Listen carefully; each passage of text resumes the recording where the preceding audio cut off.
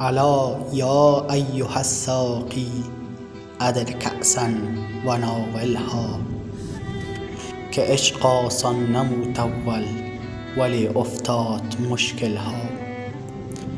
به بوی نافه که آخر صبا زان طره بگشاید، ز تاب جعد مشکینش چو خون افتاد در دلها. مرا در منزل جانان چه امن و عیش چون هر دم، جرس فریاد می دارد که بربندید محملها. به می سجاده رنگین کن گرت پیری مغان گوید، که سالک بی خبر نبود ز راه و رسم منزلها.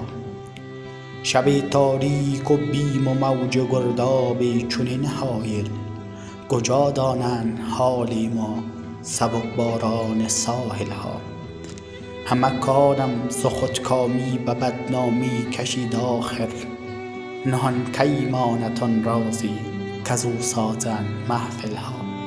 حضوری گر همی خواهی ازو غایب مشو حافظ، متی ما تلق من تهوی دع الدنیا و اهملها.